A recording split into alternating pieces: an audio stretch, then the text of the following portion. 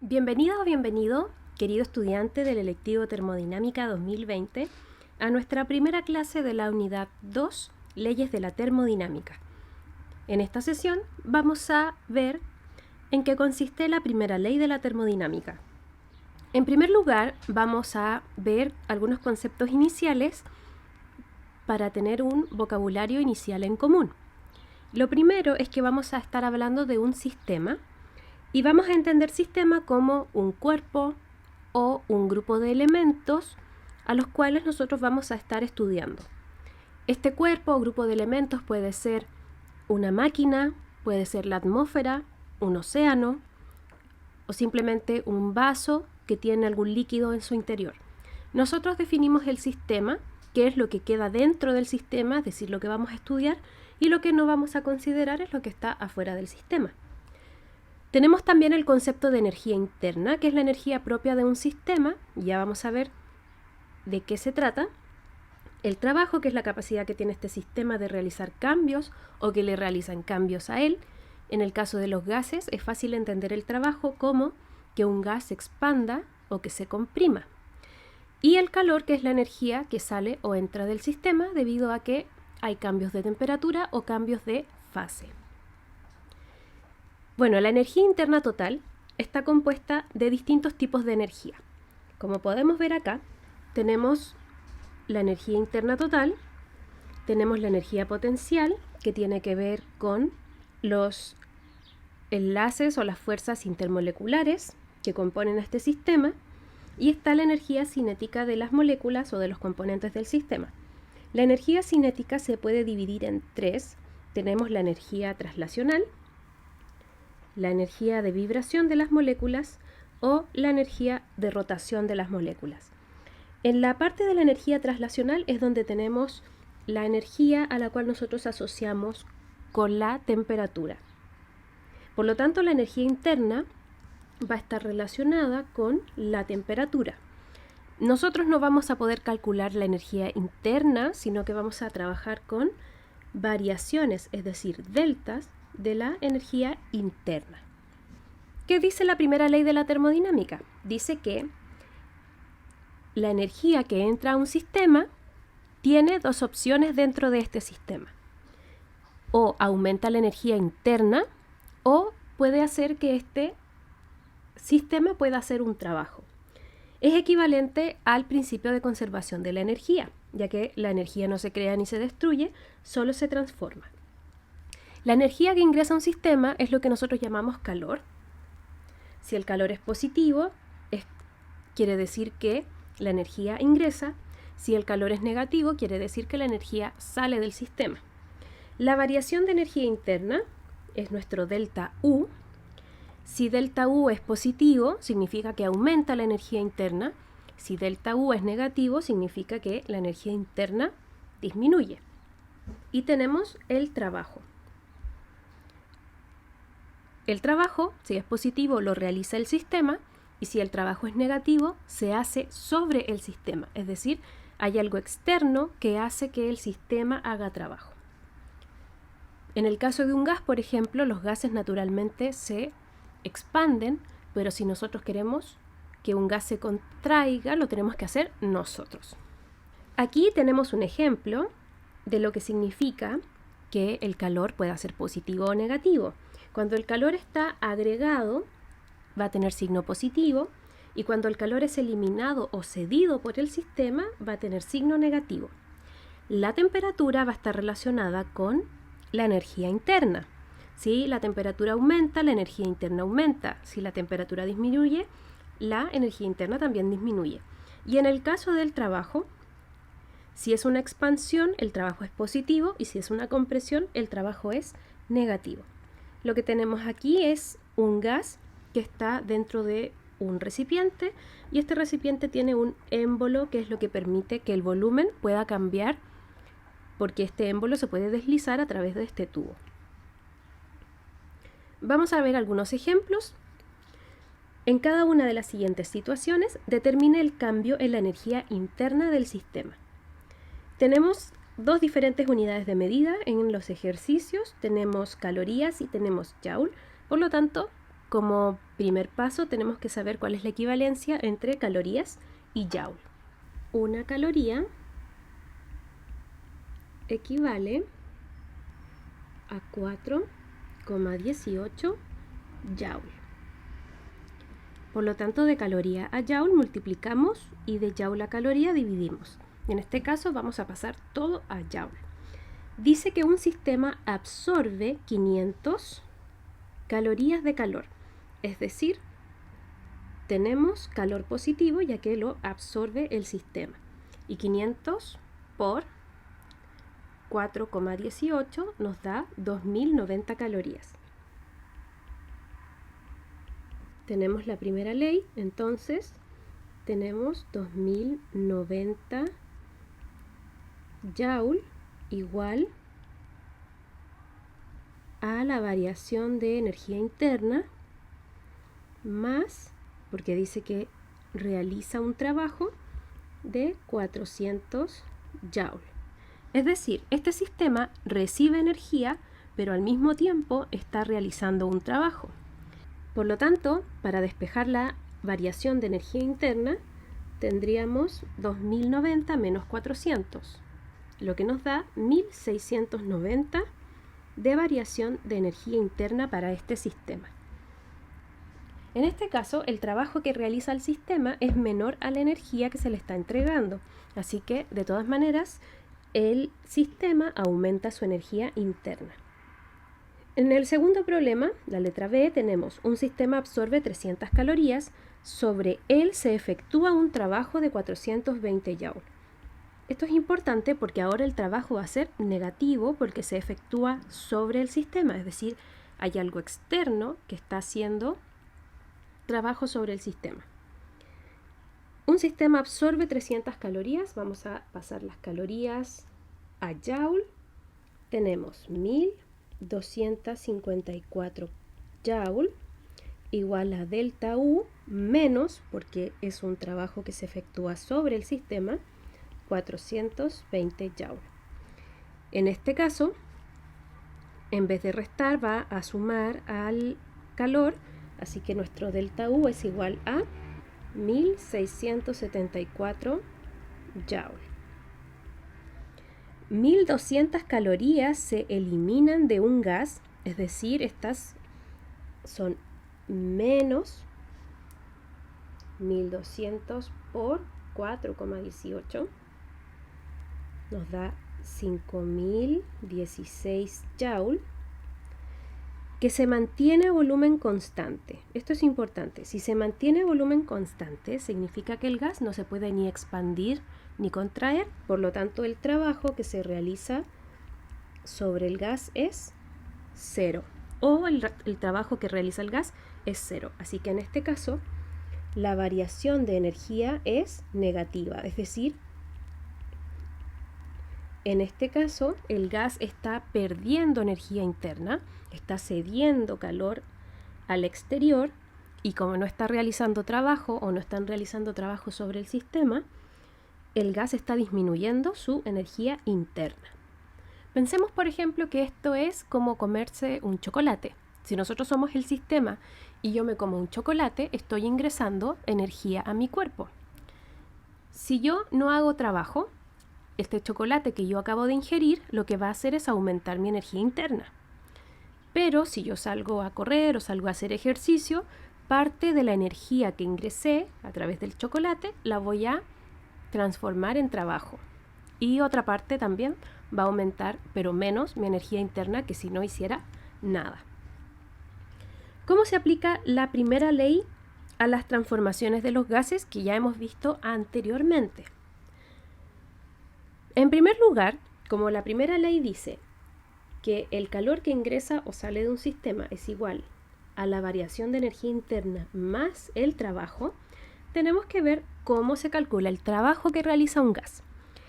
Y de forma general, independiente del tipo de transformación, el trabajo que realiza un gas corresponde al área bajo la curva de la gráfica presión-volumen, que es donde estábamos representando los movimientos de los estados de un gas.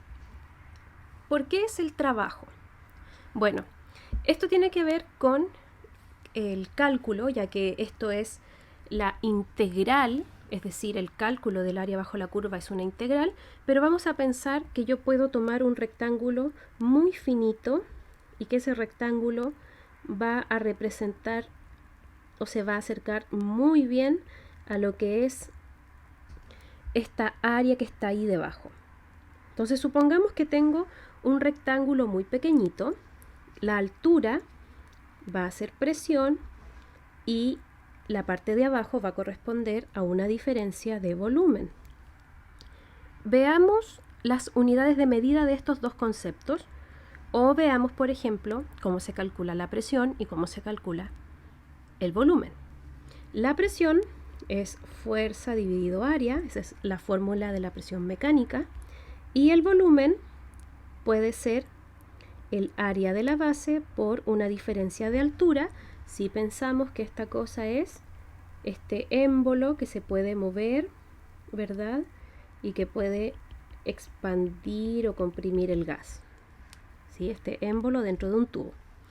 Así que la área se puede ir y me queda fuerza por una diferencia de altura. La altura es lo que tenemos acá, es lo que puede variar dentro del émbolo. Así que en realidad tenemos fuerza por el desplazamiento del émbolo. Y eso es la definición o se acerca, ¿cierto?, al concepto de trabajo, que era fuerza por desplazamiento. Si veo las unidades, lo que me quedó fue fuerza en newton, ¿cierto? Y la unidad para la altura en el sistema internacional es metro. Y newton por metro es joule. Así que efectivamente, presión por volumen sí simboliza energía o trabajo realizado por un gas. Bueno, los tipos de transformaciones, las tres primeras ya las hemos visto. Tenemos la isotérmica, donde la temperatura es constante. Si la temperatura es constante, no vamos a tener variaciones de la energía interna. Por lo tanto, este segundo término es cero. Y en una transformación isotérmica, la primera ley de la termodinámica queda como Q igual a W. Es decir, todo el calor que ingrese a un sistema isotérmico se utiliza para que este sistema haga trabajo. En la transformación isobárica tenemos presión constante, puede variar el volumen, puede variar la temperatura, así que la primera ley se queda tal cual, sin ninguna modificación. En la transformación isométrica, el volumen es constante y ya vimos que si no cambia el volumen, no se realiza trabajo. Así que ese término se hace cero y nos queda que el calor es igual a la variación de energía interna. Y finalmente tenemos la transformación adiabática, que es una nueva transformación que no habíamos visto en la unidad anterior. Una transformación adiabática se hace de tal manera que no transfiere calor al exterior ni tampoco absorbe calor. Es decir, se puede dar en un ambiente aislado o de tal manera que la transferencia de energía sea despreciable. Como no hay transferencia de calor, aquí el término Q es cero y nos queda lo siguiente. La variación de energía interna es igual al trabajo realizado, pero aparece un signo menos. Por ejemplo, si el sistema realiza un trabajo, significa que pierde energía interna, ya que no está recibiendo energía del exterior. Así que si realiza trabajo, tiene que consumir de su propia energía para poder realizar un trabajo. Es decir, si un gas se expande adiabáticamente, la energía que utiliza para poder hacer ese trabajo es la propia energía que tiene el gas. ¿Y qué significa que se ocupe la energía interna? Bueno, la energía interna tenía que ver con la temperatura. Así que si el gas realiza un trabajo de forma adiabática, la temperatura tiene que descender. Vamos a ver ahora un ejemplo. Vamos a ver cuánto trabajo se realiza en una gráfica presión-volumen. Aquí hay diferentes tramos y podemos identificar dos tipos de transformaciones. Además, en los gráficos ahora estamos viendo una flechita que nos indica el sentido en el que el gas se fue modificando. En este caso va de 0,25 a 1 metro cúbico. Eso quiere decir que es un gas que se expande porque va aumentando el volumen. Y los tramos verticales significa que son a volumen constante. Ya podemos identificar que el trabajo en el tramo 1 y 2 es 0 y el trabajo en el tramo 3 y 4 es 0 porque corresponden a transformaciones isométricas. Ahora, ¿qué sucede en las transformaciones 3 y 4 y 4 y 5? Son paralelas al eje horizontal y está indicando aquí que la presión es constante, ya que en la línea que une los puntos 2 y 3 se mantiene constante esa presión y en la línea 4 y 5 se mantiene constante la presión de 10 elevado a 5. Estas dos transformaciones son isobáricas porque son a presión constante. Y como tenemos que calcular la área bajo la curva, tenemos el área de dos rectángulos. Así que en el fondo tenemos que hacer base por altura para los dos rectángulos para poder calcular el trabajo realizado por el gas en estas dos transformaciones isobáricas.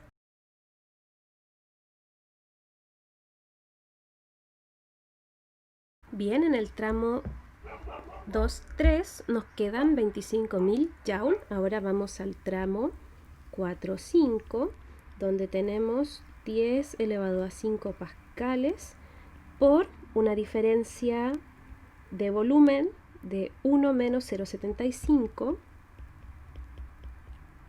es decir, de 0,25, lo que también nos da 25.000 Joule.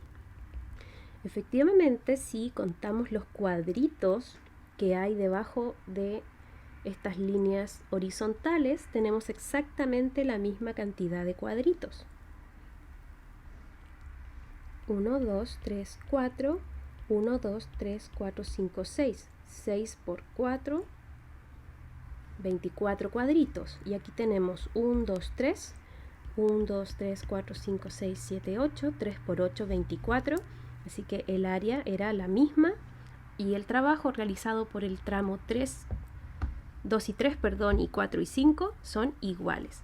Y aquí voy a resaltar que son isobáricos. Son a presión constante.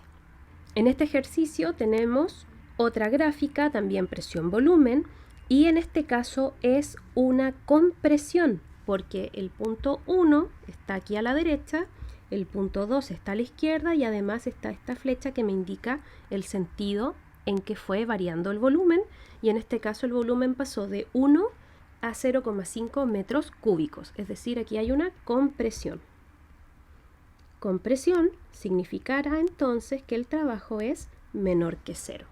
Es un trabajo negativo. Y nuevamente tenemos que calcular el área bajo la curva. Y ya sabemos qué hacer en estos casos. Vamos a dividir en dos. Acá tenemos un rectángulo que equivale a lo que hubiese sido una transformación isobárica. Y ahora además tenemos un triángulo que no corresponde a ninguna de las otras transformaciones anteriores, pero así es como cambió el volumen y la presión del gas. Vamos a calcular las dos áreas por separado y sumamos el valor para el trabajo que realiza esta transformación de un gas. Vamos a calcular primero el rectángulo. 1 menos 0,5 es 0,5 y la presión que corresponde a ese punto es 2 por 10 elevado a 5 pascales según el gráfico. Y ahora tenemos el área de un rectángulo, base por altura dividido 2. Así que vamos a agregar un medio adelante. Tenemos que restar aquí 5 menos 2 son 3 por 10 elevado a 5 pascales. Y el área el volumen, que es la base de este triángulo, también es 0,5 metros cúbicos. Bien, podemos calcular esto inmediatamente. Incluso podría factorizar, quizás así sale más sencillo.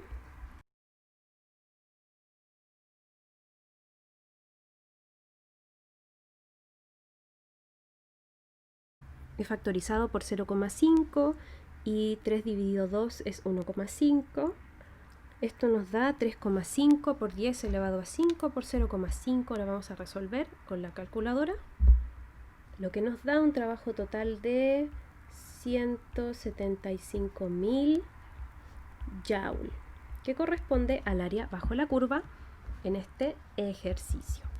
Como siempre, te felicito por haber llegado hasta acá. Has realizado un buen trabajo. Recuerda consultar tus dudas en nuestra aula virtual de Google Classroom y nos vemos en una próxima oportunidad. Cuídate mucho, no salgas de tu casa, lávate muy bien las manos con agua y jabón y que estés súper bien.